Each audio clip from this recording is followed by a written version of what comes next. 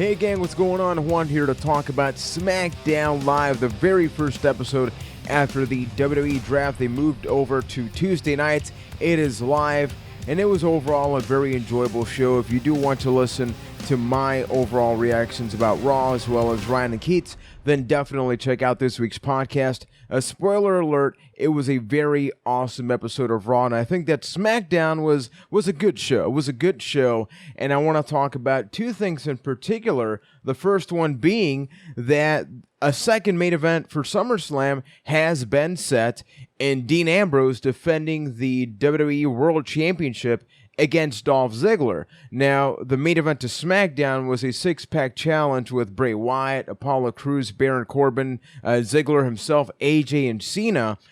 I did not think that Ziggler was going to win, to be quite honest. I figured that because they were taking a big risk with Finn Balor on Raw, then we were going to get to see Cena on SmackDown with Dean Ambrose, and I was okay with that. And I thought to myself, well, if they don't want to do the double babyface thing, then maybe they do AJ Styles. But I really didn't think it would be anybody else. Dolph Ziggler winning, it was a fun thing. He kicked the living hell out of AJ Styles with that super kick from hell. I hope they do something like that moving on out. Even though it's very much thanks to AJ that something like that's all crazy and cool happened. But you know, I'm curious as to how they're going to go about building this. They have a little bit of time to really establish that I think Dean Ambrose can't just be the crazy champion. You know, they did something great by having him beat Roman Reigns cleanly in that triple threat match. And now you need to sort of tone it down a little bit, I think, because then otherwise you have a loudmouth battling another loudmouth. And I'm not sure if that's going to work too well. I think that Dolph Ziggler needs to be able to just show that, you know, he's not just the guy that's the best at everything he does, because we've heard this forever, and it gets a little bit old, and like it's time for him to evolve a little bit. A good example would be what's happening with Zack Ryder, right? Zack Ryder, you know, couldn't even do an elbow drop, but that's okay. We'll forgive him for that. But despite that, he's getting some kind of a push, but he's still the Zack Ryder we know.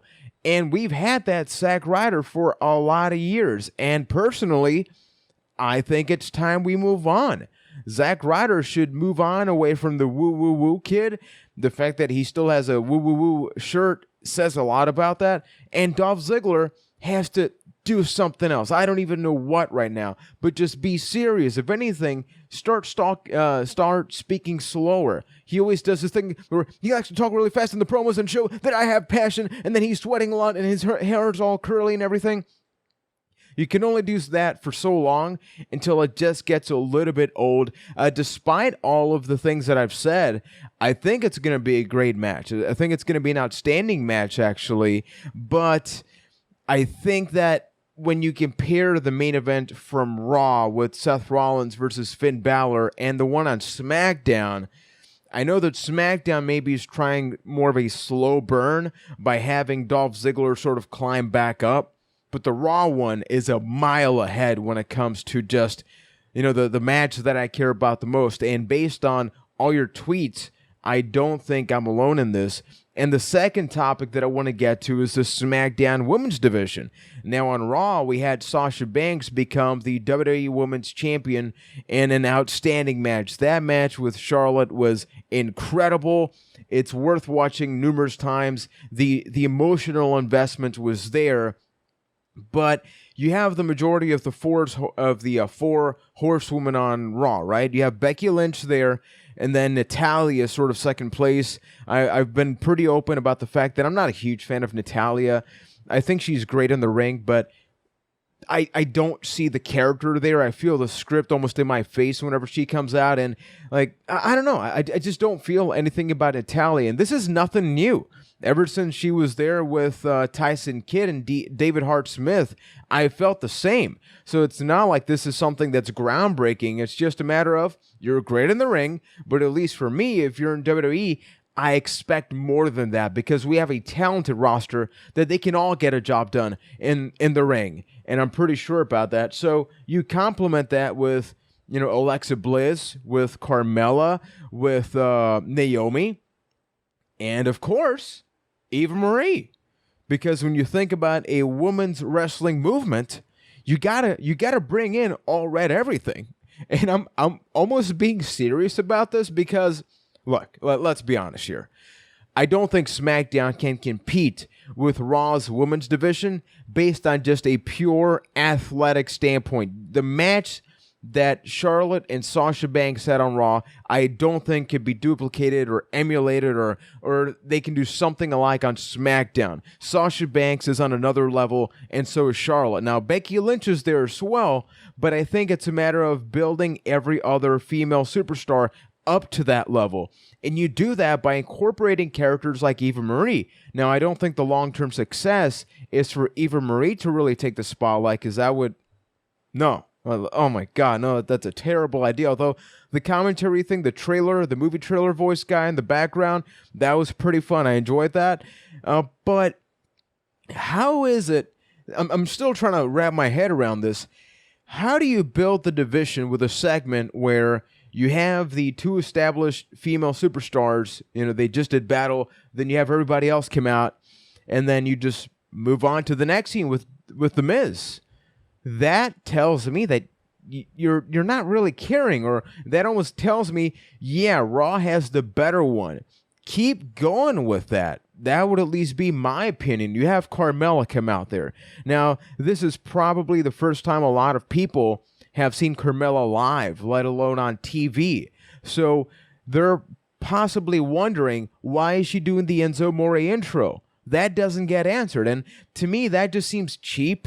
I know that they have to do something week to week, but at least establish that, because otherwise, she comes off as second fiddle. She comes off as a fake character. She comes off as just somebody wanting to be Enzo, because if you don't have that context of Enzo Amore, Big Cass, and Carmella, then you got nothing. You don't really have a lot going on.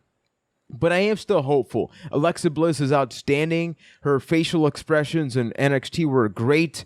It's a shame that she was never able to become NXT Women's Champion, but if it means that we get to see her receive an outstanding opportunity in the main roster, then I don't think that's a bad thing. That, my friends, as DDP would say, is a good thing. So that's sort of my overall impressions on these two specific things that happened on SmackDown.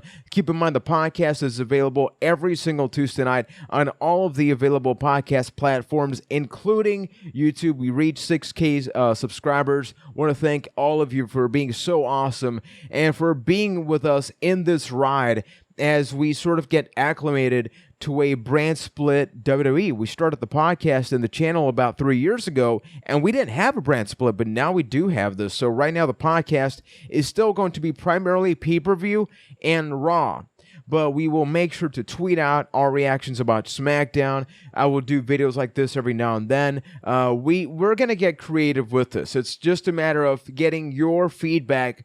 Let us know how you think we could sort of solve this problem, because we do have limitations, but we see it as a fun challenge. If there is more wrestling, good wrestling at that, to cover, and that's another good thing.